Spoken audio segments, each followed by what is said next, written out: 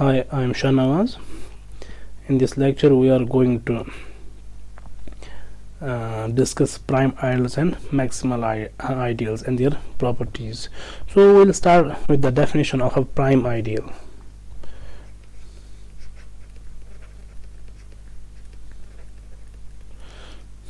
So an ideal P in a ring A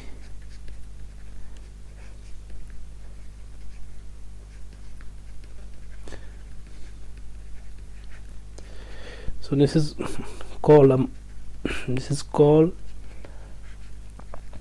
a prime ideal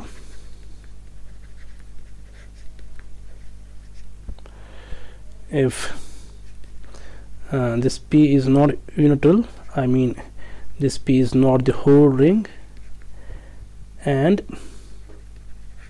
if the product xy is in P implies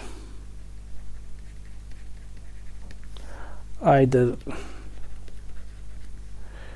x is in P or y is in P, where these elements x and y, they are in the ring A. So this is the definition of a prime ideal. Now we have the maximal ideals. So we have this definition.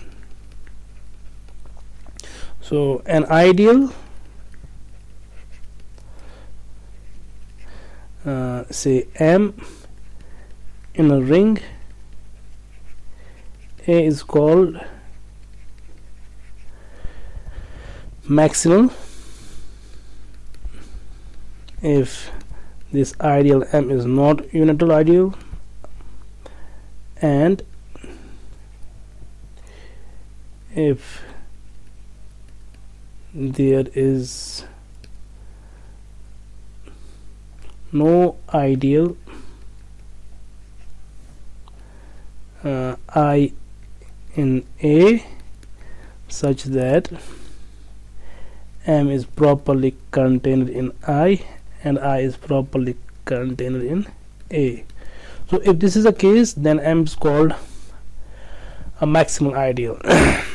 Now we have examples of these ideals. So the prime ideals in the ring of integers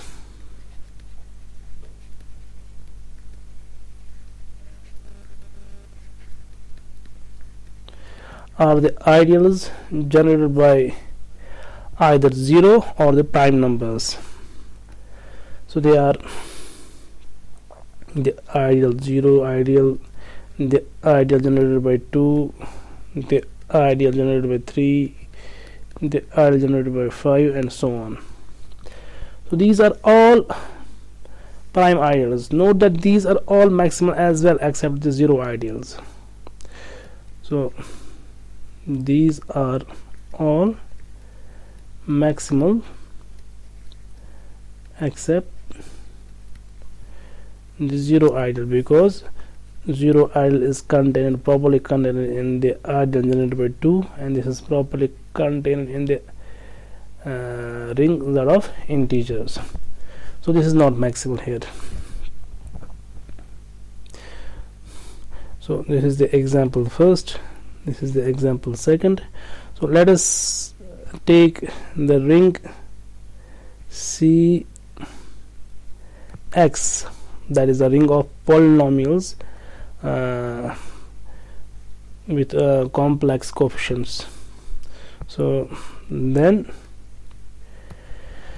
the prime ideals in this polynomial ring are the ideal 0 ideal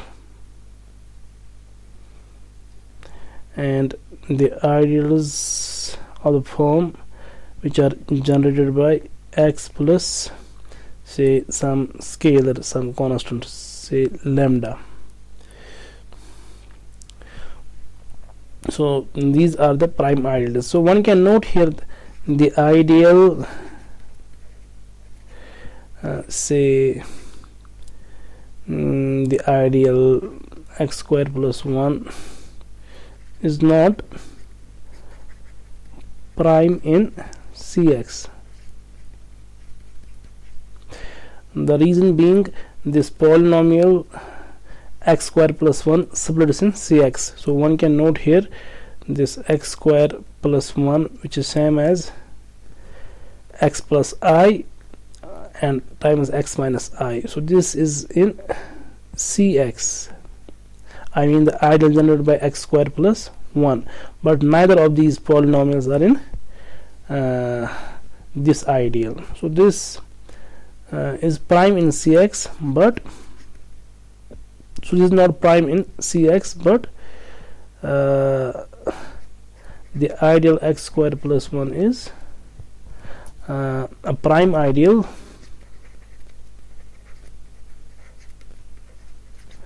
in Rx, because this polynomial does not split in R. So the basic reason is that the field of complex numbers is algebraically closed. Now if we look at the polynomial ring with integral coefficients, so if or the polynomial ring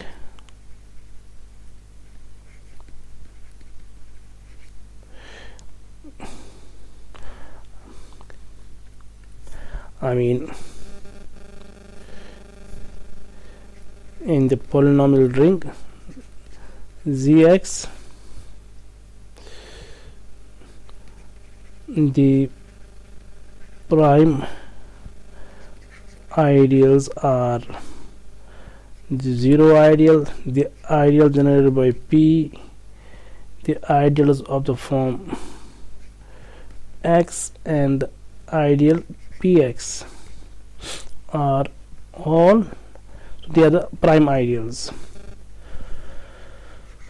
So one should note that these ideals are prime, but of these ideals only Px is maximal ideal,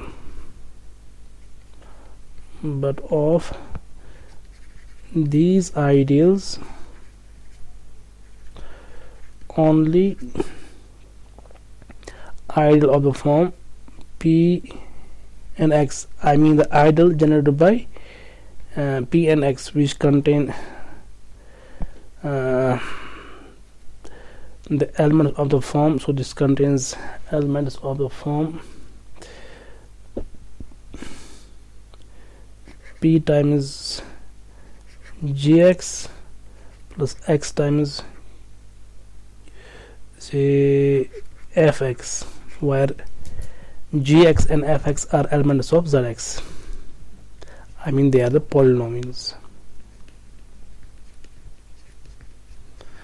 So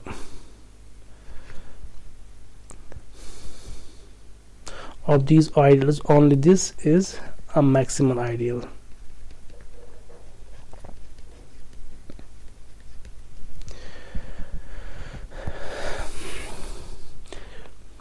Now in example 4 we'll consider our ring to be the ring of functions, real valued functions from a non-empty set, say, so it contains functions from a non-empty set S to R, the real valued functions. So in previous lectures we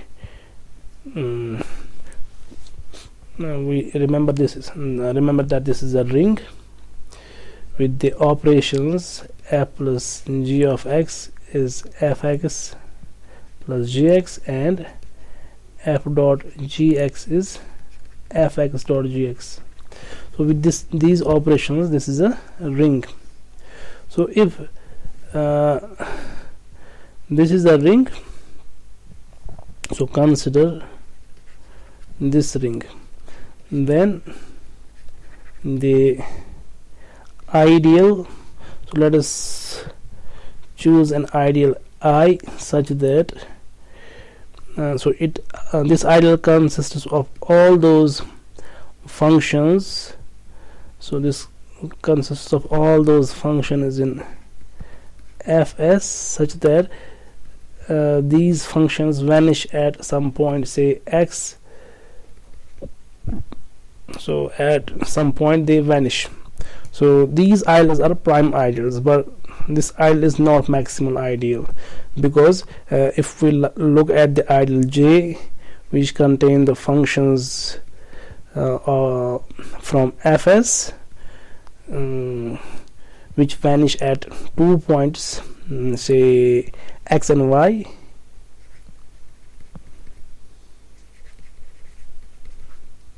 so this is for some x in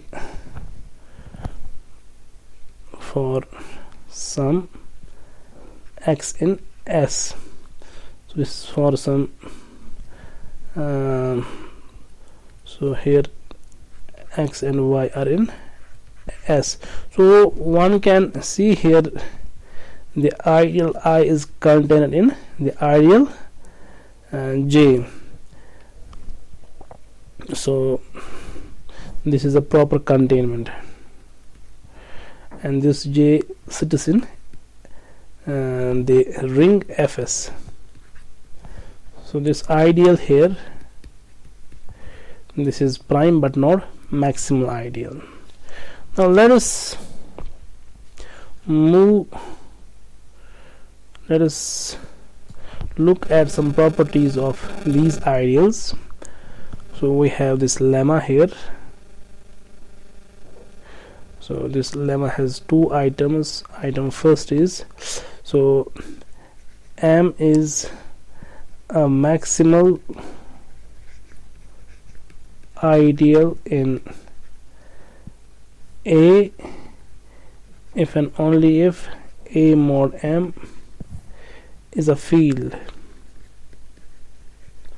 And item second is P is a prime ideal in A if and only if A mod P is an integral domain.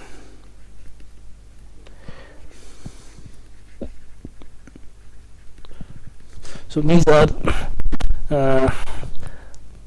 easy exercises, but for the sake of motivation, let us prove the item first and leave the item second for the viewer as an assignment.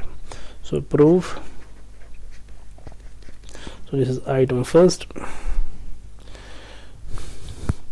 So we are going to prove. So let us assume that M is a maximal ideal in A. So let M be a maximal ideal in A.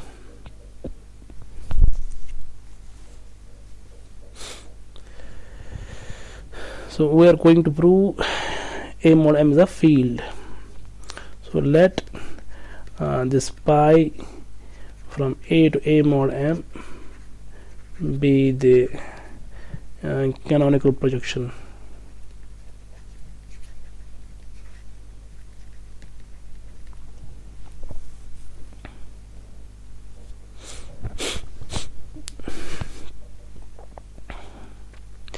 Now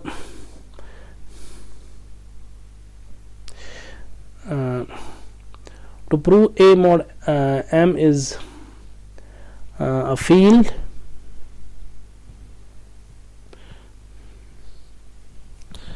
let us prove, or let us prove this way first.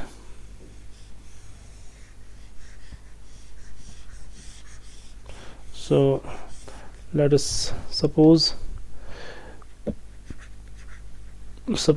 A mod M is a field. So we are going to prove M is maximal in A. Now M being a field, A mod M being a field, the only ideals of A mod M are the zero ideal and A mod M itself. Therefore the only ideals in A mod M are the zero ideal and the unital ideal, I mean the ideal A mod M itself. Now this 0 bar means M mod M and this 1 bar means A mod M.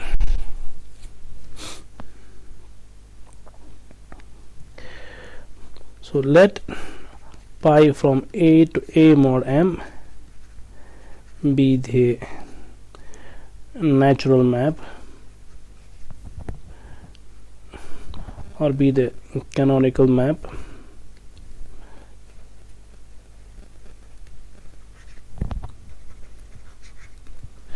Then we know that there is a one-to-one correspondence, order preserving correspondence between the ideals of A mod M and the ideals of A which contain M.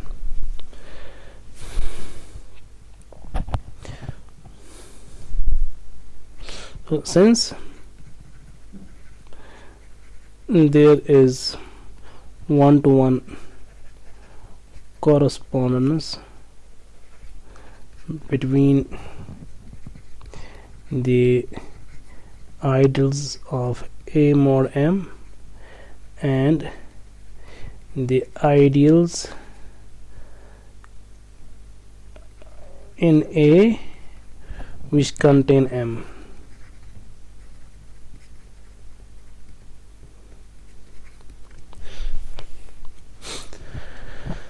Therefore, the ideals in A which contain M are pi inverse 0 bar and pi inverse y bar. That is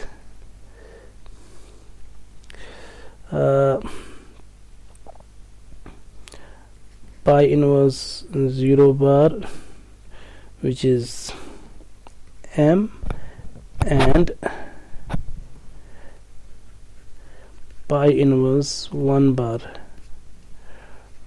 which is the unital ideal, 1, are the only ideals in A which contain M.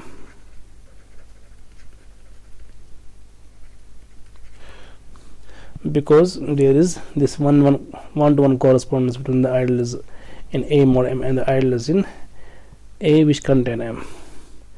So this means since there is no ideal between A and the ideal 0 which contain M properly, hence this M is a maximal ideal, hence M is a maximal ideal. Now conversely, assume that M is a maximal ideal in A.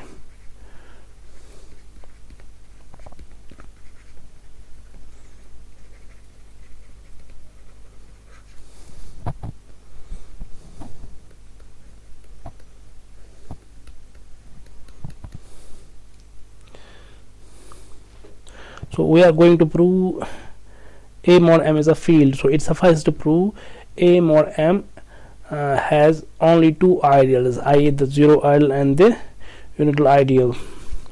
So let J bar be an ideal in A mod M. So if J bar is the zero ideal, then there is nothing to prove.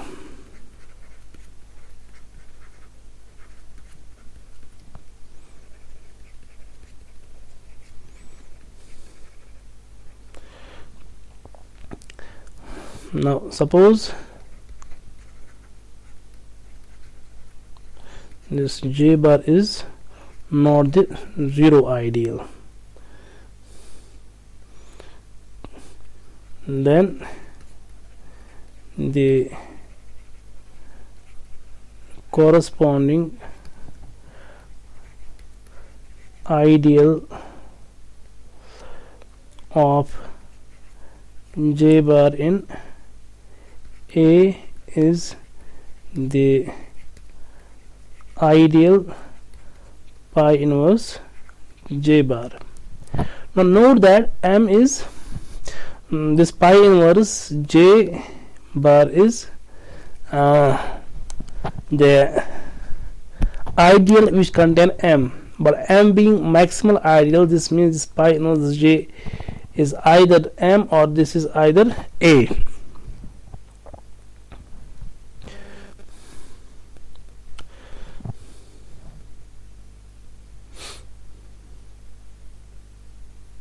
So then the corresponding ideal of J bar in A is the ideal pi inverse J bar, such that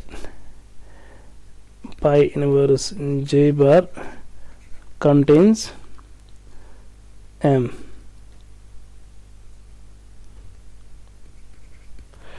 But M being maximal in A implies that,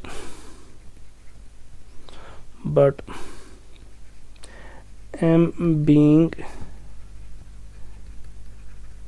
maximal in A implies, so this is proper containment, implies that pi inverse J bar is the ideal A, or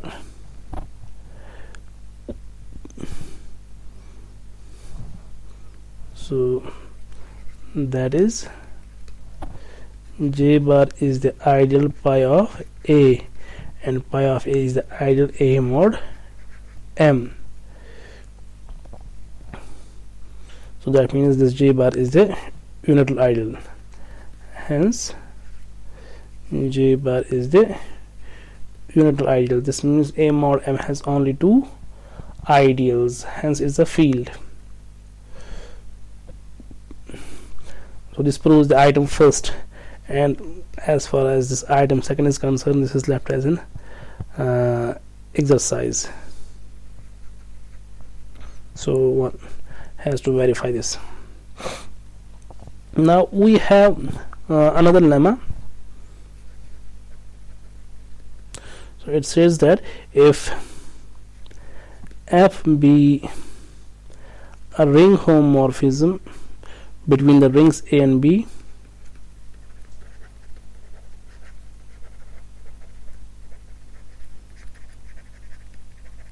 so this is our ring homomorphism, and P is a prime ideal in B, then the inverse image, then F inverse P is also prime in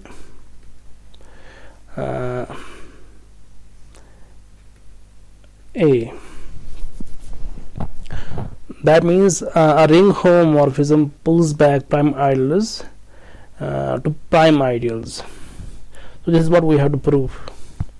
So let us prove this. So since P is prime in prime ideal in B, so since P is, let's forget the prime, since P is an ideal in P, we had the canonical map pi from B to B mod P, because P is an ideal in B. Also F from A to B is a ring homomorphism.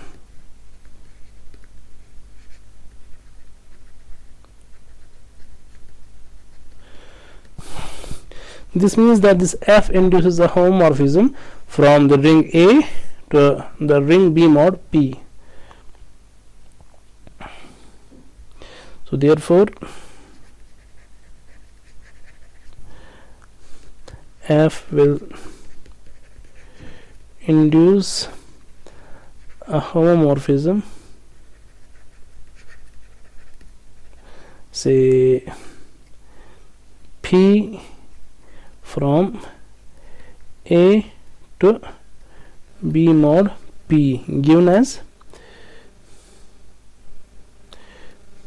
so this P is given as, so this phi will be a composition map, F composed with pi. So here we have A, this is ring B, this is ring B mod P, this is the homomorphism F, and this is the pi. So this is the ring homomorphism pi composed with F.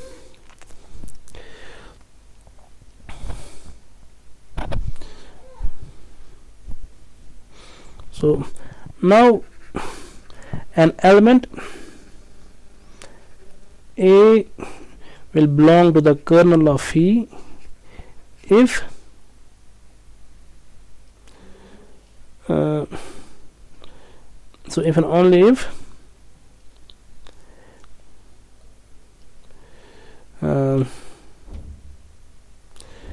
phi of A, which is same as pi of f of A, is 0 bar,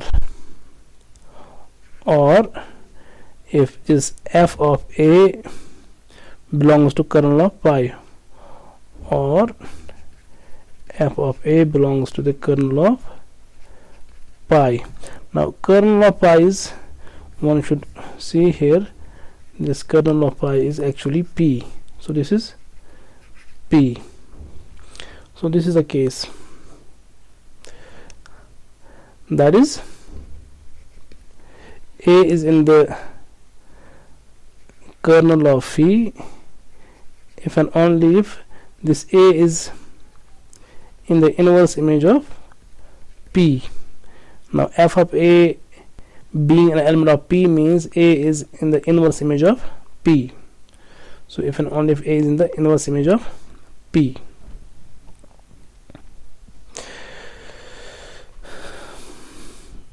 So that means A is in the kernel of phi if and only if A is that is A is in the kernel of phi if and only if A is in the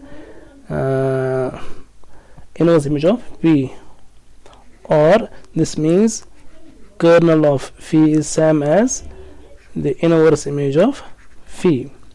Now this will, now using the first isomorphism theorem, so we have the map phi here, which is a map from A to B mod P. So using first isomorphism theorem, the quotient ring A mod kernel of phi, which is F inverse P, will be isomorphic to a subring of B mod P. So therefore, using first isomorphism theorem, A mod kernel of phi, which is F inverse P, is isomorphic to a subring of B mod P.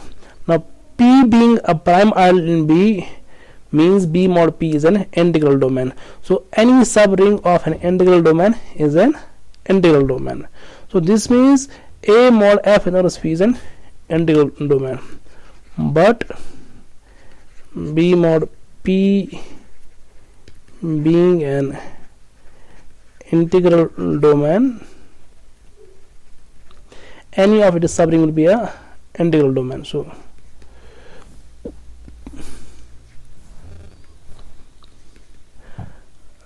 any of its subring will be an integral domain.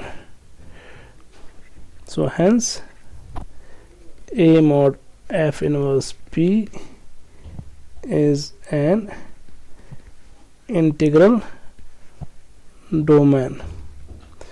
Therefore P is a prime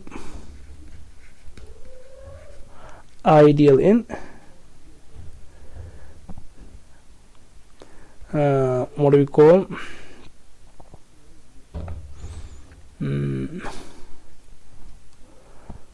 prime ideal in